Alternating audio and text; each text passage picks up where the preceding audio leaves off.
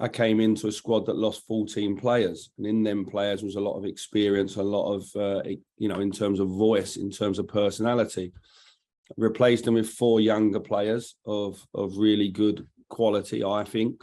But that's a big turnover. And then there's the ideas on top. Now, the fact that I think Kenneth's played 3 of the 6, Jake's played 1, Taylor started none, and Tyler started 2, gives you an idea of we are QPR from last year, really, with minus 14 players. So it's taking time for all them ideas to go in. I think there's been some real positives. I think if we'd have taken our chances, we'd be sat here now right up the top end of the table. But the reality would be that we've got a lot of work to do. And I think that's the reality of where I stand right now. There's some things that have been very, very pleasing in terms of some of our general approach play and our chance creation. We haven't been able to take it. And there's been some things that have overhang from last year. So I think we're top of the league for set plays scored and bottom of the league for set plays against. So we've continued with one trend and improved on another. And it's important we become more balanced. And it's a young squad. So, in terms of the other clubs that I've been at, and we've recruited a lot more heavily.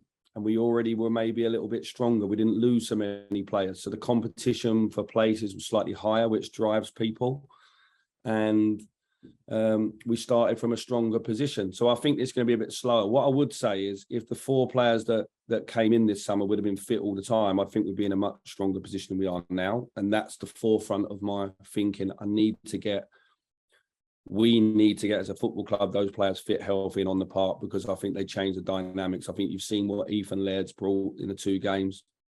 I think Kenneth will get stronger and stronger. Jake Clark-Sewell, I believe there's not a better left-footed centre-half in the league. So that's a big statement for me, but that's what I believe.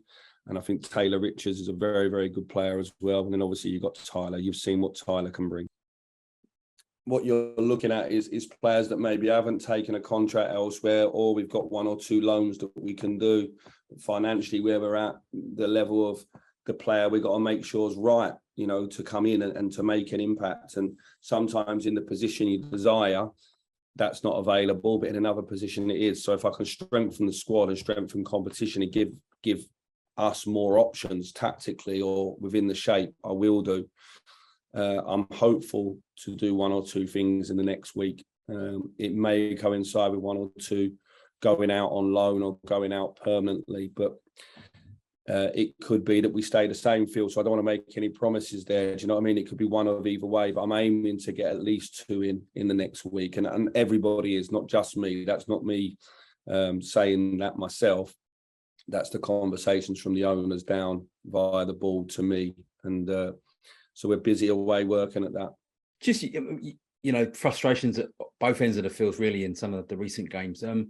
What's been kind of more annoying, the chances missed or the poor goals you've sort of been conceding sort of from, essentially basic sort of defending, really? Yeah, in the last 2 games, I've not seen, it's different. Up at Sunderland, Senny had to make some big saves. He made big save that led to the first goal. No one's covered in. And at the end of the game, after his heroics, he had to make a big save. I've not seen him make a save for 2 games. And we've conceded 2 goals. And that's meant we've only come away with 1 point. And that's frustrating because I don't see teams missing big opportunities against us. I don't see teams putting our goalie under huge pressure.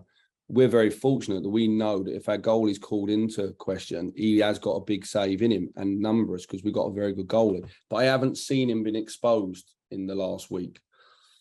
But up the other end, I've seen us miss really big opportunities. And you might say, and I would probably agree, the other team's goalies are not making massive saves. We're missing big chances. And it's not one player, it's 3 or 4 players a game. I watched back.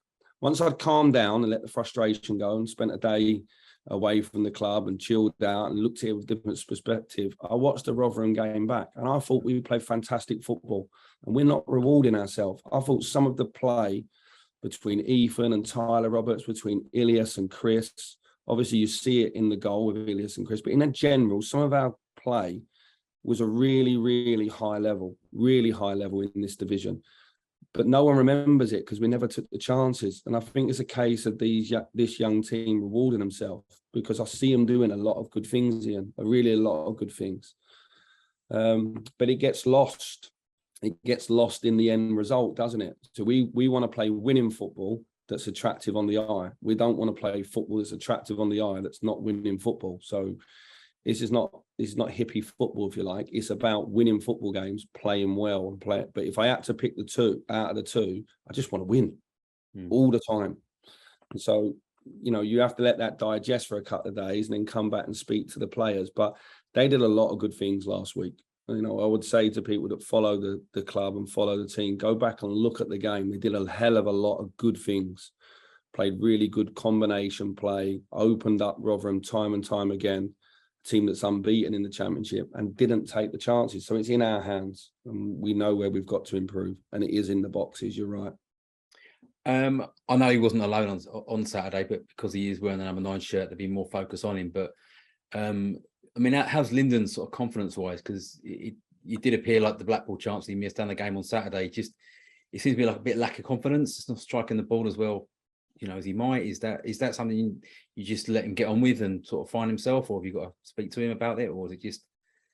No, listen, he knows we're backing him as a club, as the teammates, and that we'll back him. I think if I stood in Lyndon's shoes, I would say, right, my two fullbacks, were a supply line for crosses, if you like. They've changed quite a lot in the games. 50% of the time at left back, and just under 50% of the time at right back. This changed, and then my supply line of Chris, Ilias, Tyler, Taylor. That's also been Albert, Adoma, Mide, Sinclair. So he's been the one constant, and has he got the relationship with the people around him? So I think it's more than just that. I think certainly when you're a striker and you're a striker for QPR, and the way that the Ferrar's been around him, he's aware that he needs to score goals. He's aware of that, and obviously that gets louder every game he don't score. The big thing for me with Lyndon is, after the Blackburn game, he never got a sniff of scoring because we never created and he wasn't in the right areas. Last week, he could have come away with 3 or 4 goals, I think it's fair to say. And I think he'd say it himself. So I think if we keep getting in there and he stays positive, for me, all I look at with the forwards and say is you're going to keep getting in there and getting positive, because last week, Sinclair could have come away with 2 goals. Ilias could have come away with 2. Chris might have come away with another one. Tyler might have scored. Mide might have scored. Rob Dickey and Jimmy both had chances off set plays. So when I look back, there's quite a few players in our dressing room should have scored a goal last week, and not just Lyndon, Is there sort of a feeling that you're not too far away and, well, hopefully someone might get a bit of a hiding soon in terms of the chances you are creating? I think it could be one or the other. That's my warning to the team. That if you don't take your chances and then you become desperate in some of your play, you're leaving yourself open to the exact same thing. I would like us to play with a little bit more control in terms of our distances, a little bit more control of our emotions and our possession, because at the moment it's all or nothing. And we've rolled the dice a little bit in the last 2 games and left ourselves a little bit open, and we've come away with 1 point out of 6. I still come back to, if we took our chances, we'd be sat here with 5 more points now. And I think that's fair. I thought Blackpool took part in a very good game, but they weren't better than us. We were better than them. That's a fact. And Rotherham, there was quite a difference between the 2 teams, I thought, apart from the key areas, the penalty boxes. And we one thing that's clear is, inside as a management team, as a playing staff, and outside as media and the fans, we're all saying the same thing: just kick the ball in the goal. So, all right, we've got to keep working at that, then, haven't we? And just you mentioned some players might be going out in this sort of week. Are you expecting a busy week, sort of exit doors and entry doors, or is it kind of a day-to-day thing? You're just sort of waiting to hear from, what you can. I'm really hoping for a busy week, Ian. Really hoping for a busy week. I think that's the honest thing. I'm hoping for it. That is the plan. So it's I'm planning. It's probably a better word than hoping. I'm planning for a busy week. I think 1 or 2 additions will do the world of good throughout the team. There's a number of areas where I think we can improving competition. We've got 1 or 2 areas in the team where if we had an injury, we would be considerably weaker right now. And it's important that wherever we can get the players within our wage structure and within our financial situation, we will do. It's not dependent on anyone going out right now. to do one or two bits. But if one or two more did go out, it would give us more scope, obviously. And these targets you're hoping to bring in, I'm not going to ask for names, obviously, but would they be loans or kind of free agents that are off contract? And a bit of both, to be honest, a bit of both. I think might be a good opportunity to bring in a little bit of experience in terms of I'm bringing all these young players on, but it might be good to be a bit of experience in the changing room. And I think I've got one or two in mind that can do that could be our players. And I think they could also take us immediately to another level as well. And then obviously there's one or two loans. I'm still talking to numerous other managers and other clubs and agents about their players. They also need to do their business as well. Do you know what I mean? You can see things in the media where clubs are bringing players in, and then that would change the circumstances with another player. And that's the case here. If we get one or two things done, then I need to have difficult conversations with one or two of our players about what their next 5 or 6 or 8 months looks like. So the quicker we do one in, the quicker I can have one or two of them conversations. If we can't get the players in, I can't have them conversations because I can't leave us short. So I hope that makes sense. But basically, there's a domino effect in all of this. And just finally, last one from me. Has there been many inquiries from other clubs about your players? Not huge amounts. At this moment in time, all of our best players are probably at a price range where other clubs are a little bit put off, and that's good because I want to keep our best players, because I think we've got in this league some really, really good ones and we value them highly. No one's coming to take a player off of QPR cheaply. And I think we've got a couple of good ones. And so in terms of the other squad players, there's been inquiries for loans, but there doesn't seem so much money in the Football League at the minute. And so possibly where the players are, where they're at salary-wise for QPR, we're not going to send a player out for 50 or less percentage of their wage coverage, because it doesn't help us. You know, it has to be fair. If you want to take a player from QPR, then you can come and loan him for what he's worth, and then we might be able to use that. But if we can't, then I'm not going to weaken our hand. Right down the middle of the team. Yeah. Literally right down the middle of the team. Yeah. I think in our spine, we need to be stronger. We probably went into this season with a plan that we could play a back 4 or back 3. After the first game, we could only play a back 4. So that might be an area that we look at with some experience, with some real class.